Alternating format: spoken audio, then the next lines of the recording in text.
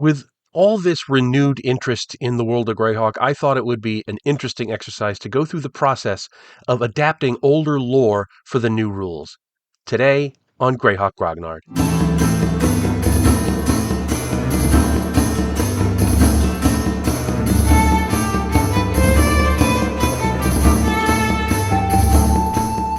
I know a lot of my viewers don't really like the new rules and prefer older rules, and honestly, I'm with you on that, and I'm sure I'm going to hear about that in the comments. So please just keep it nice. But because we are seeing a lot of renewed interest in the world of Greyhawk, we're seeing Legends of Greyhawk in conventions. I've done interviews with some of the teams that are involved in that. It was obviously in the latest edition of the DM's guide as a sample setting, and there's more Greyhawk stuff coming in the year, and there's an enormous amount of fan produced material being published on DM's Guild. So we have to adapt to the fact that newer players are going to be coming into the setting, and they're going to be used to the 5e rules. So we really need to accommodate that. I'm also in favor of evangelizing in favor of older editions, but the reality is a lot of people prefer 5e, and that's okay. They're allowed to. So with that in mind, I wanted to take a few examples of things that I've done in my own DM's Guild books and show how it's possible to take some of the older lore and adapt it to the new rules. Now, for this, I'm going to be using three of my books that I've published on DM's Guild. There's the Greyhawk Player's Guide, which is all a bunch of backgrounds and subclasses and so forth that are for the world of Greyhawk. There is the Clerics Guide, which is a collection of clerical subclasses, one for each of the gods of Greyhawk. So there's something close to 70 different cleric subclasses in here, and the subclasses are thematically linked to the deity rather than being generic. And there's the Greyhawk Guide to Orcs, which brings in a lot of old orc lore. It returns them to a status of being bad guys and monsters to be killed. And there's a lot of different clerical subclasses, and there's information about different tribes and so forth. And I'm going to go through some examples of this too. So, that said, let's begin. In the new 5e rules, wizards have subclasses, and the subclasses will determine, some of your spells and powers and things like that. It's kind of a way to focus the character in the way a kit was in second edition. And what I wanted to do with this is I wanted to tie the wizards into the world of Greyhawk setting, and the way to do that is obviously with some of the very famous wizards that are in Greyhawk.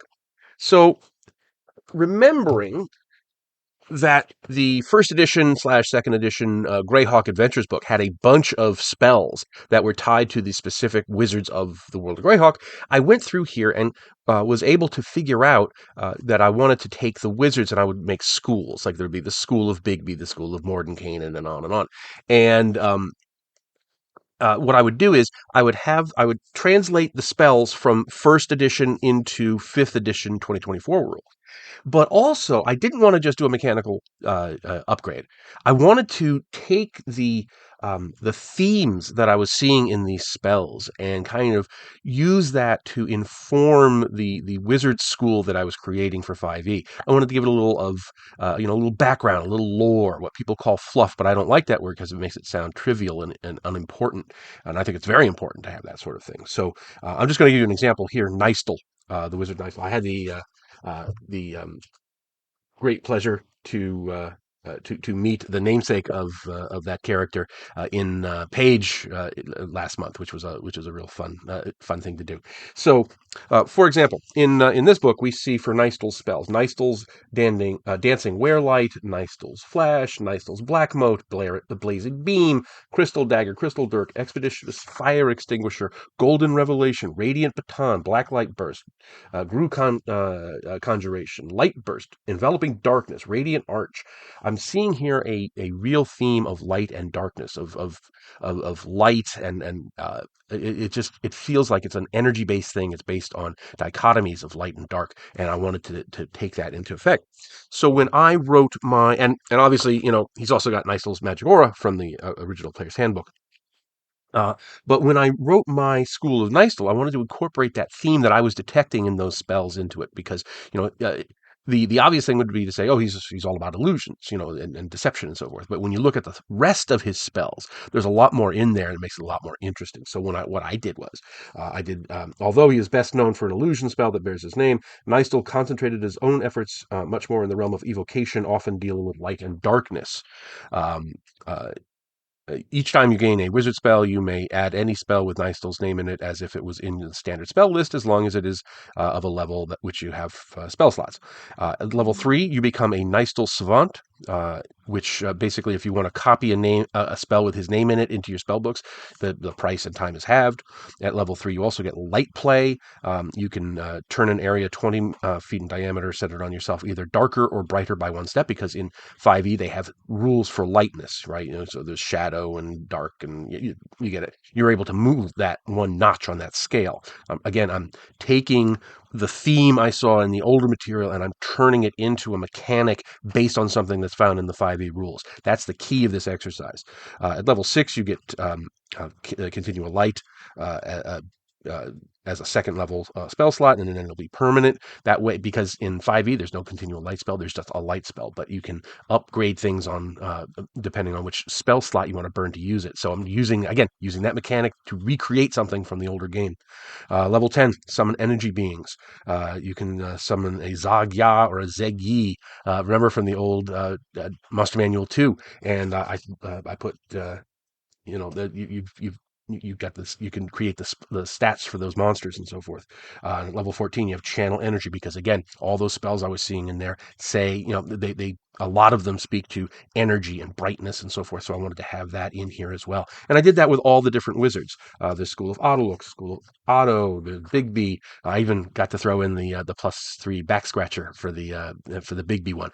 You can have fun with it that way. The back scratchers from a cartoon in the original DM's guide. So I love to throw in little Easter eggs like that into stuff like this. But that's just an example of a way you can do that. And of course, I then did all the mechanical upgrades to the spells too. So there's a plethora of spells with all the different wizard names in there, because I'm emphasizing in there. And this lets you have a way of thematically tying your player characters into the setting and taking advantage of those mechanics that are in 5e.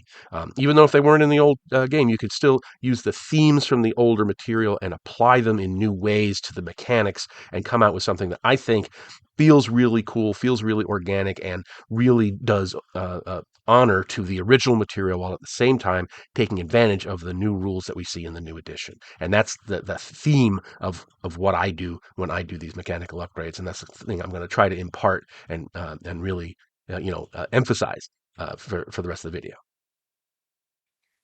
Hi, everybody. Please help me keep Greyhawk alive by liking this video and subscribing. It really does help.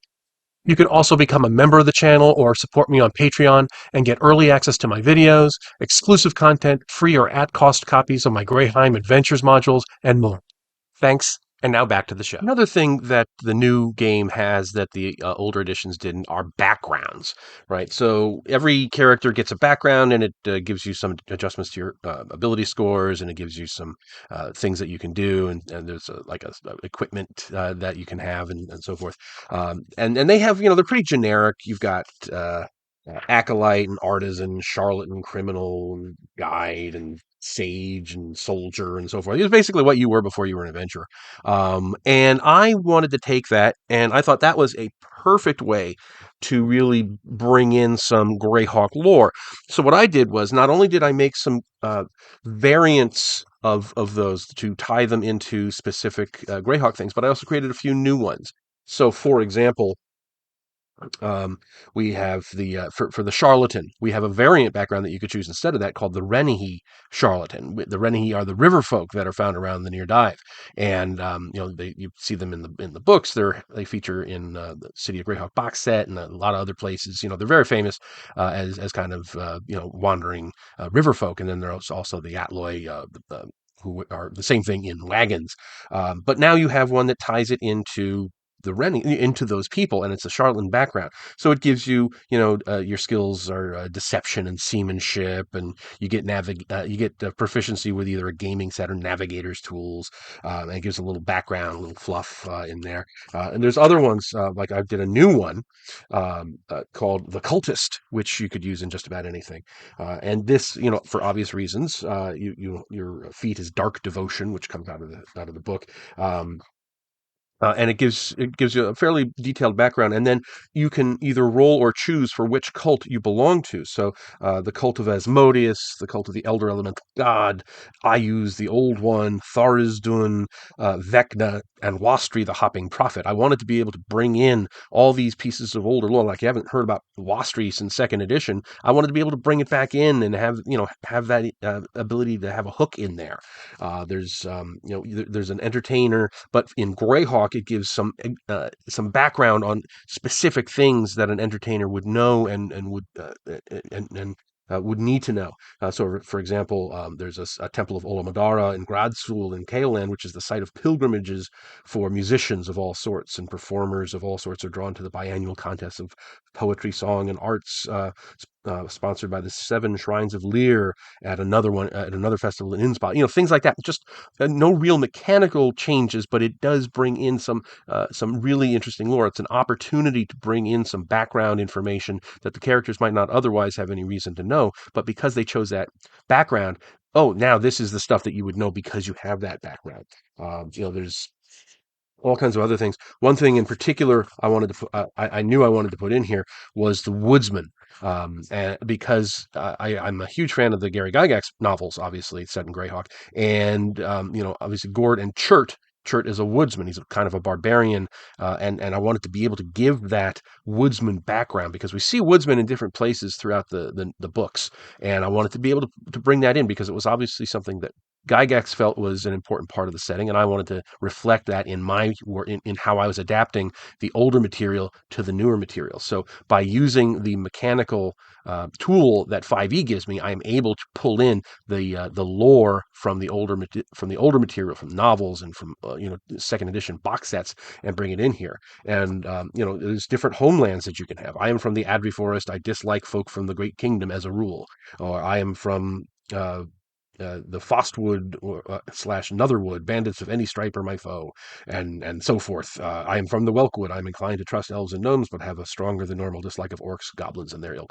Just it's a way of using mechanics to funnel in lore, and I think that is the best way to adapt the older material. And you could do this with all kinds of things. There's a bunch of different feats, different backgrounds you could put in there. There's also feats. Remember, there was the Greyhawk feats that were in Dragons 315 and 319. Eric Mona did an article or two on that, and you could easily convert those over into 5e mechanics as well. I mean, there's really no limit to the way that you can do this. But I love the idea of using 5e's mechanics to bring in this older Greyhawk lore from first and second and third edition.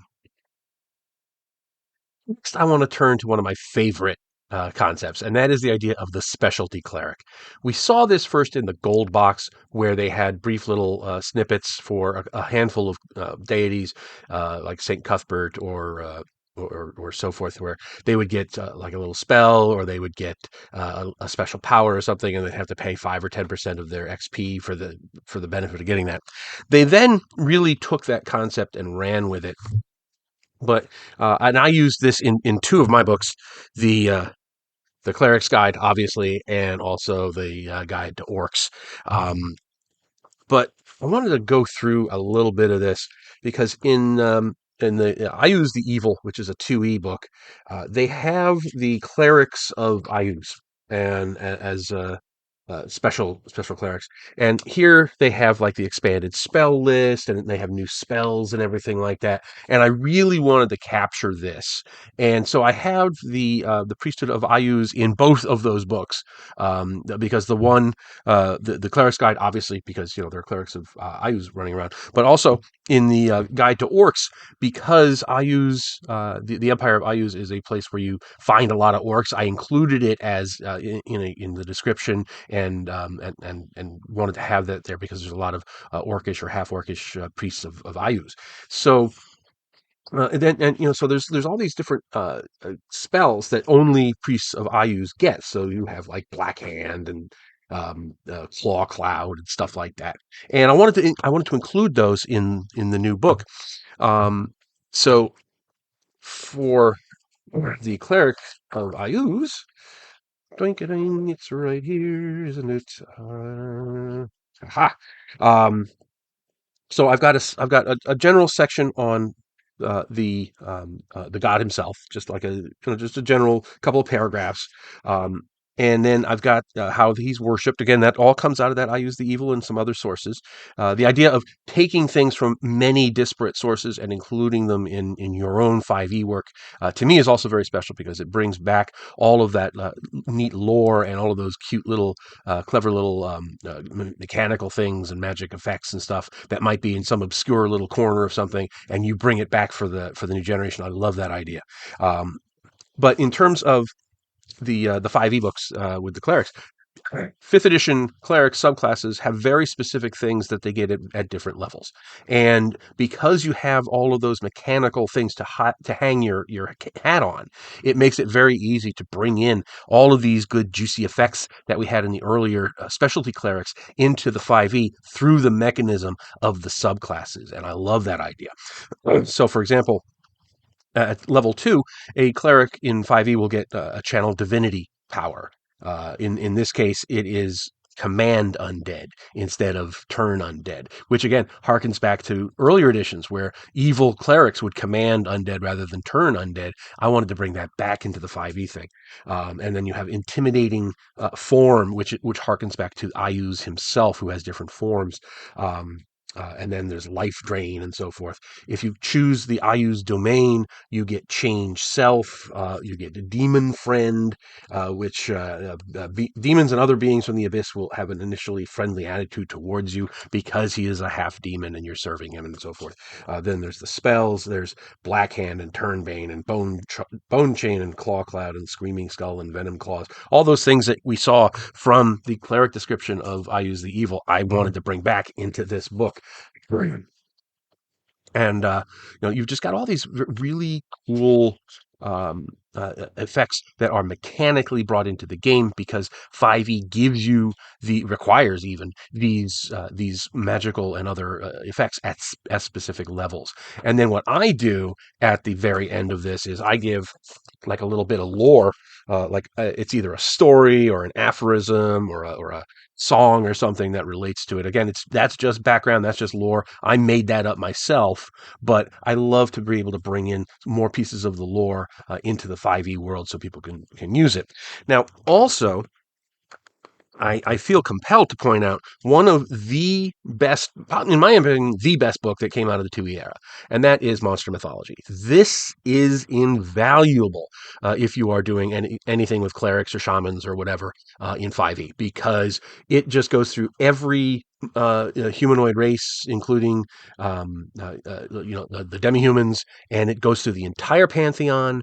It gives background on the goddess or god or goddess themselves, plus the priesthood. So it's second edition, so it uses the second edition stats, but you can see it's got the requirements of the priesthood. In this case, the alignment is lawful evil. Weapon you can use any. You must take spear and so forth. And it gives the different powers and stuff at different levels. So it is very easy to mechanically take this stuff and turn it into a cleric subclass. And that's what I did in my guide to orcs. Is that for every every orcish deity, there is a clerical subclass, and it's the same idea. I take those mechanical effects that we saw described in the second edition Monstrous Mythology book, and I turn it into the 5e mechanics using the cleric subclass thing that they have set up, and it brings all of that beautiful old material into the modern day so that modern players can still access it, but in a format that they're going to use because they're playing 5e. So that's the entire point of this exercise: is take the old stuff, use it with great care and great um, I don't want to say reverence, but that's the only uh, word that's coming to mind at the moment. But if you treat it with care and if you treat it with respect, that's the word I wanted. Then it will work very well in the 5e mechanics, and it will really help improve things and help tie your characters mechanically into the Greyhawk setting. And there we are. And naturally, the methods that I'm talking about here can be used with any setting, and they can be used with generic stuff too. And there's plenty of stuff I didn't talk about. I mean, magic items are an obvious one that you can just, translating the mechanics from 1, 2, or 3 into 5 is very easy. And I bet it is with 4, but I don't really know 4, so I use it for the lore and not much else. But you can use this with any setting, obviously, and there's tons more stuff that you can do with this. I would love to hear from you in the comments. If is this stuff that you've used yourself? Have you tried to do this? I would love to hear your experiences with translating some of the older mechanics and older lore in and bringing it into the 5e world using the 5e mechanics and expectations. I would love to hear your experience with this. Please let me know in the comments. I'd love to hear it. I hope you're all having a wonderful, wonderful day, and I will talk to you all later. Thanks for watching today's video. Please remember to hit the like button and subscribe to the channel. Below you'll find links to my Patreon, which helps make these videos possible. You'll also find the web store where you can buy my books, and my blog where you'll find all sorts of free downloads and other articles. Thanks, and have a great day.